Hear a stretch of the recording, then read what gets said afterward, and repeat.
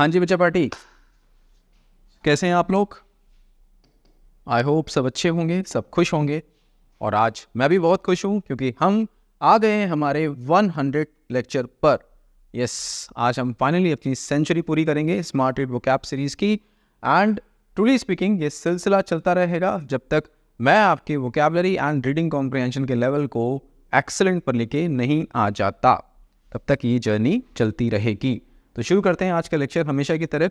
और आज हमारे सामने सबसे पहले एक फ्रेजल वर्ब जो कि है ब्रश ऑफ। क्या रेफरेंस लिखा है ब्रश ऑफ का?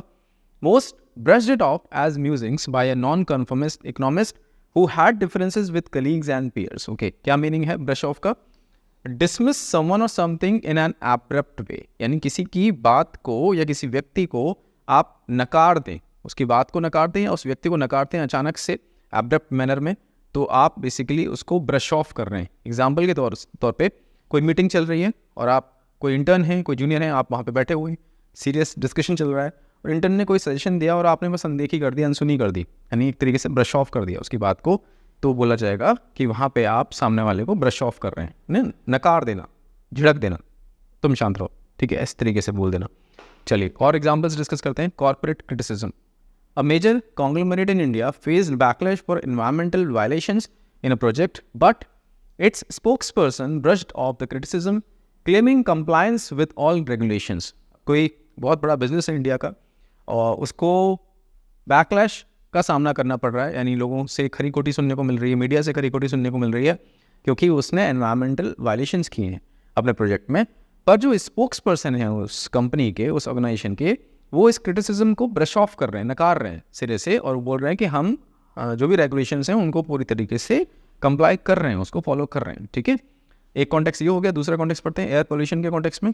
For years environmental experts have warned about the severe air pollution levels in Delhi, especially during winter months. Despite these repeated warnings, the authorities have often brushed off the urgency, focusing on short-term measures instead of long-term solutions.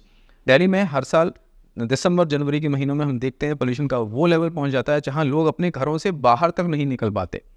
तो जब environmentalist ये बात बोल रहे होते हैं Delhi government को, authorities को, तो अथॉरिटीज़ बेसिकली इसको ब्रश ऑफ कर रही होती हैं कि नहीं ऐसा कुछ नहीं है, केवल कुछ दिनों के लिए ऐसा होता है, इतना ट्रैफिक है, इतने लोग हैं, इसलिए ऐसा होता है, बाहर के स्टेट्स में पराली वगैरह जलाई जाती है इसलिए ऐसा होता है। सो बेसिकली वो जो एक्चुअल रीजंस हैं और लॉन्ग टर्म जो इम्पैक्ट पड़ सकता है इन सब चीज़ों से, पोल्यूशन से, उसको ब्रश ऑफ कर रहे हैं और बोल रहे हैं नहीं हम जो भी हैं हम टैकल कर रहे हैं और ये सब इजीली टैकल हो रहा है। ठीक है, सो वो ब्रश ऑफ कर रहे हैं ना, डिसमिस कर रहे हैं, नेग्लेक्ट कर रहे हैं। ठीक है, चार और सेंटेंसेस हैं, पढ़ते हैं इनको। She tried to brush off the rude comment and continued with her presentation.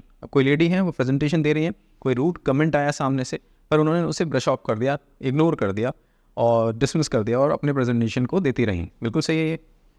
She brushed off the delicate painting with a soft cloth to preserve its colours. Doesn't make any sense, जो context है उसमें बिल्कुल fit नहीं बैठ रहा। They brushed off the concerns raised by the committee insisting their plan was solid.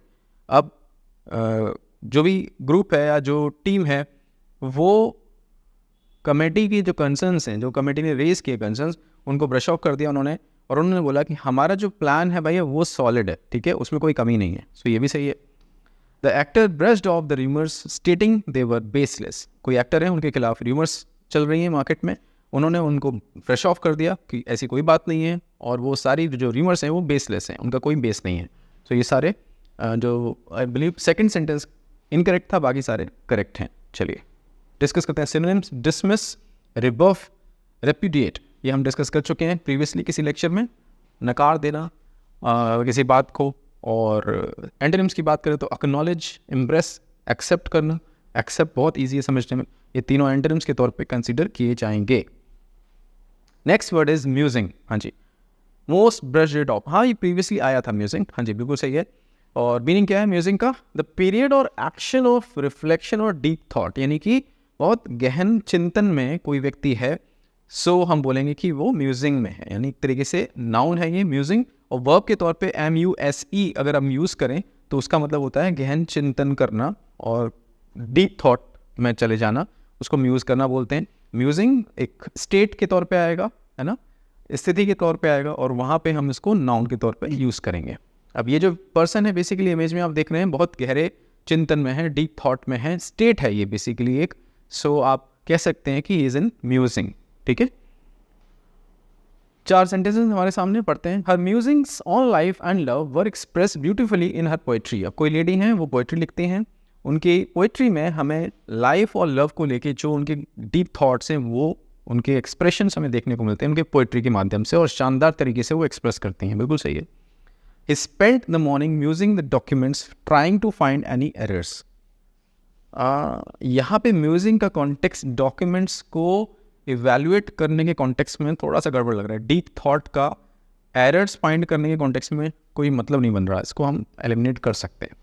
His musing about the future of artificial intelligence sparkled an interesting debate. अब उनके जो डीप थॉट है आर्टिफिशियल इंटेलिजेंस को लेके, उसने एक इंटरेस्टिंग डिबेट खड़ा कर दिया। ये बिल्कुल सही लग रहा है मुझे। She was lost in her musings as she watched the sunset from the balcony. कोई लेडी है वो balcony से sunset देख रही थी, वो अपने गहरे thoughts में चली गई, है ना। She was lost in her musings. ठीक है, ये बिल्कुल सही है। चलिए synonyms डिस्कस करते हैं। मेडिटेशन, कंटेम्पलेशन, कंटेम्पलेट करना यानी कि सोचना विचारना बहुत ज़्यादा, रिफ्लेक्शन, पास्ट की कोई चीज़ आपके सामने आ जाए आप उसमें डीप थॉट में चले जाएँ। रुमिनेशन, रुमिनेट बेसिकली अगेन चिंता करना, बहुत ज़्यादा गहरी चिंता में चले जाना, खास करके नेगेटिव कॉनोटेशन में, सो हम उसको बोलते हैं रुमिनेशन। चलिए एंटोनिम्स की बात करें तो डिस्ट्रैक्शन, इनडिफरेंस, कोई फ़र्क ही नहीं पड़ रहा, थॉटलेसनेस, कोई थॉट ही नहीं है दिमाग में, सो ये सारे एंटोनिम्स के तौर पे कंसीडर किए जाएंगे। Next word is broach. Reference क्या है? Few believe that Nageswaran would have broached the subject without a go ahead from GOI that has set the ball rolling towards an objective that would take some time to achieve. Okay, इस reference में set the ball rolling एक idiom मिला हमें जो कि हम आगे discuss करेंगे। ब्रोच का क्या मीनिंग है? Raise a difficult subject for discussion, यानी कि कोई टॉपिक सामने लेकर आना डिस्कशन के लिए, और स्पेसिफिकली कभी कभार ब्रोच ज़्यादातर हम बोले जो कॉमनली, कभी कभार मैंने कई सारी एडवर्ब्स यूज़ कर ली ना, कभी कभार भी बोल दिया, कॉमनली भी बोल दिया। आप बोल सकते हैं कि ब्रोच का जो यूज़ केस है वो अक्सर डिफ़िकल्ट सब्जेक्ट को सामने लेके आने में यूज़ होता है, पर नॉर्मल कॉन्टेक्स्ट में भी हम यूज़ कर सकते हैं अप्रोच। ठीक है, चलिए इसको डिस्कस करते हैं। पॉलिटिकल डिस्कशन के कॉन्टेक्स्ट में, during the parliamentary session the opposition party broached the topic of rising unemployment sparking a heated debate. अब पार्लियामेंट्री सेशन में ऑपोजिशन अनएम्प्लॉयमेंट का कोई टॉपिक ले आई सामने और उस पर बहुत एक गहमा गहमी होने लग गई, गर्मा गर्म डिस्कशन होना स्टार्ट हो गया, वहाँ पे डिबेट होना स्टार्ट हो गया। सही है कॉन्टेक्स्ट। सोशल इश्यूज़ के कॉन्टेक्स्ट में देखते हैं। At the community meeting, several activists broached the subject of women's safety in public spaces, urging local authorities to take immediate action. Social issues context में community meeting हो रही है कोई, और बहुत सारे एक्टिविस्ट हैं वहाँ पे, वो इस टॉपिक को सामने लाए कि भाई विमेन की जो सेफ्टी है पब्लिक स्पेसेस में खास करके हमें उस पर बात करनी चाहिए, हमें उस पर ध्यान देना चाहिए, एक्शन लेने चाहिए, और लोकल अथॉरिटीज़ को इमीडिएट एक्शन लेना चाहिए। ये भी बिल्कुल सही है, ब्रोच करना टॉपिक को। ठीक है, 4 सेंटेंसेस से पढ़ते हैं इनको। She decided to broach the idea of a team building exercise during the meeting. कोई लेडी है, उन्होंने टीम मीटिंग में बोला कि टीम बिल्डिंग एक्सरसाइजेस होनी चाहिए। ठीक है, बिल्कुल सही है। The teacher broach the idea of a class trip to the museum. Teacher ने एक इनिशिएटिव लिया और बोला कि भाई बच्चों को हमें क्लास ट्रिप लेके जानी चाहिए, कहाँ पे? म्यूजियम पे। सो यहाँ पे कोई सीरियस डिस्कशन नहीं है, पर एक तरीके से इनिशिएशन लेने की बात हो रही है, इनिशिएट करने की बात हो रही है, तो ये भी सही है ना। She finally broach the sensitive topic of salary negotiations with her supervisor. अब कोई लेडी है, वो सैलरी नेगोशिएशन के टॉपिक को अपने सुपरवाइजर के सामने लेकर आती हैं और वो एक तरीके से उसको स्टार्ट करती हैं उस टॉपिक को, तो बिल्कुल सही है भी। She was hesitant to broach the matter with her friends unsure of how they would react.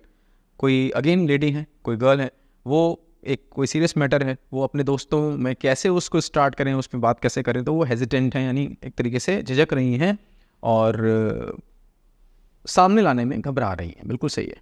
ठीक है, she was hesitant to broach the matter.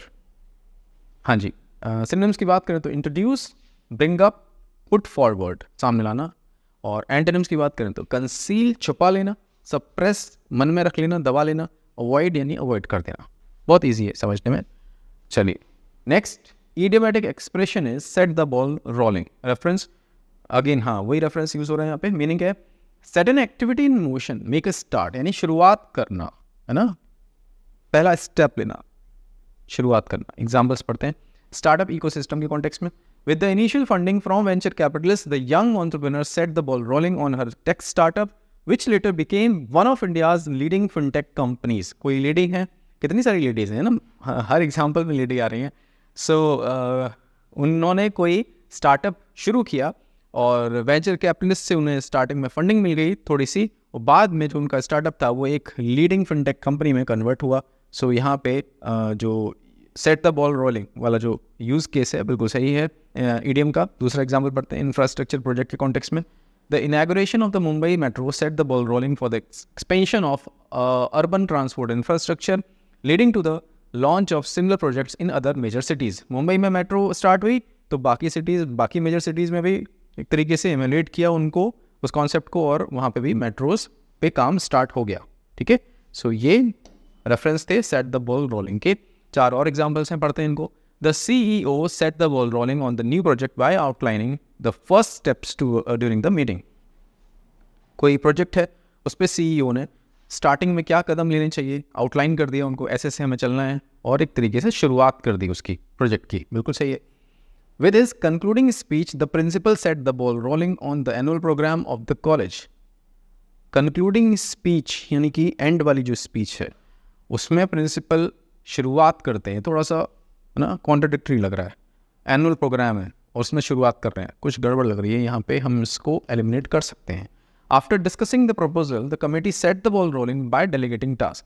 Proposal पर डिस्कशन हुआ, कमेटी ने सबको टास्क असाइन कर दिए, भाई आपको ये करना है, आपको ये करना है, आपको ये करना है। सो एक तरीके से शुरुआत कर दी काम की। बिल्कुल सही है। She set the ball rolling on the community service project by organising the first meeting. पहली मीटिंग अटेंड करके, ऑर्गेनाइज करके कम्युनिटी प्रोजेक्ट जो सर्विस प्रोजेक्ट है उसके लिए स्टार्ट ले लिया, एक तरीके से इनिशिएट कर दिया जो भी काम है। ये भी बिल्कुल सही है। सो आई होप आपको मीनिंग एंड कॉन्टेक्स्ट समझ में आ गया हो। इस ईडियम का इनिशिएट, एक्टिवेट, कमेंस, तीनों का मीनिंग एक ही है, शुरू करना। एंटोनिम्स की बात करें तो हॉल्ट, पॉज, डिले, रोक देना, टाल देना, और अगेन पॉज करना यानी थाम देना, उसको बीच में रोक देना। चलिए next word is proponent. Reference क्या है? What is happening now is a calm and dignified debate though it has the potential to flare up if circumstances change. For example if inflation rises and CEA's views attract more proponents. Proponent क्या meaning है? A person who advocates or supports a theory, proposal और course of action, यानी किसी theory को, किसी proposal को या course of action को, रास्ते को इख्तियार करे, कोई व्यक्ति सपोर्ट करे उसको, उसके लिए एडवोकेट करे, तो हम बोलते हैं वो प्रोपोनेंट है। ठीक है, supporter, one word supporter.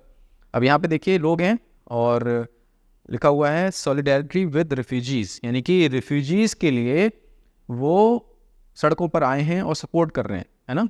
So basically supporter हैं, किसके फेवर में जा रहे हैं? रिफ्यूजीज़ के फेवर में, जो लोग बाहर से आए हैं इनकी कंट्री में, उनके फेवर में ये बात कर रहे हैं।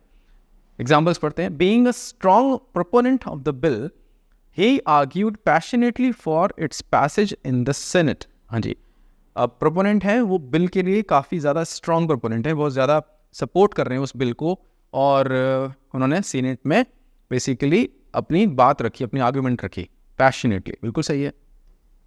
As a proponent of healthy living, she advocates for regular exercise and balanced diet. अब healthy living को लेके कोई लेडी हैं, वो बहुत ज़्यादा कंसर्न रहती हैं और वो हमेशा एक तरीके से एडवोकेट करती हैं, और क्या एडवोकेट करती हैं? रेगुलर एक्सरसाइज करने के लिए और बैलेंस डाइट को फॉलो करने के लिए। तो वो प्रोपोनेंट हैं किसकी? हेल्दी लिविंग की। बिल्कुल सही है। As a proponent against the ruling government, proponent against the ruling government, supporter against the ruling government, गलत है यहाँ पे, ये गड़बड़ है। अगेंस्ट द रूलिंग गवर्नमेंट, ये फ्रेज ही गलत हो गया ना यहाँ पे। Proponent against the ruling government ना, गलत है। आगे पढ़ते हैं। As a proponent of animal rights he often volunteers at local animal shelters.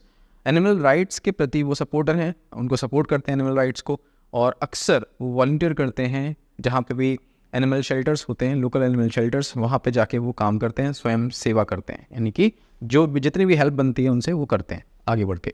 So I hope आपको समझ में आ गया meaning in context. Supporter, promoter, advocate, ये तीनों सिनोनिम्स हैं। एंटोनिम्स की बात करें तो ओपोनेंट विरोधी, क्रिटिक, एडवर्सरी। एडवर्सरी हम किसी प्रीवियस लेक्चर में डिस्कस कर चुके हैं। ओपोनेंट इसका मीनिंग भी यही होता है, विरोध करना, विरोध करने वाला, एडवर्सरी। ठीक है, दैट्स इट बच्चा पार्टी। अब आपको क्या करना है, यू नो वेरी वेल, हर एक वर्ड, फ्रेज और जो ईडियम हमने पढ़ा उस पर बनाना है आपको अपना खुद का एक सेंटेंस उसके सही कॉन्टेक्स्ट में, और इन सेंटेंसेस के कॉम्बिनेशन को एक सिंगल कमेंट के तौर पे ड्रॉप कर देना है इसी वीडियो लेक्चर के कमेंट्स सेक्शन में।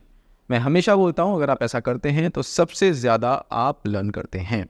दूसरा काम, मैं अवेलेबल हूँ टेलीग्राम पे, this is my username on Telegram. जिन भी बच्चों ने स्मार्ट रीड कोर्स परचेज कर लिया है पर अभी तक हमारे टेलीग्राम ग्रुप से नहीं जुड़े हैं, मेक श्योर आप जुड़ें। और जुड़ने के लिए क्या करना है, अपना पेमेंट का स्क्रीनशॉट मेरे साथ शेयर करना है और मैं शेयर करूंगा हमारे ग्रुप का लिंक आपके साथ। ग्रुप ज्वाइन करें because actual discussion and mentorship वहीं पर हो रही है।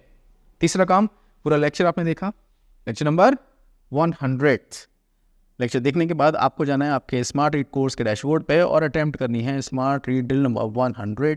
अटैम्प्ट करने के बाद एज यूजुअल आपको पिक करनी है आपकी आरसी स्पीड और आपका आरसी लेवल, दोनों के स्क्रीनशॉट्स लेके ड्रॉप कर देने हैं हमारे प्राइवेट टेलीग्राम ग्रुप में, so that I can check, I can assess, I can gauge your performance and then I will be able to help you accordingly.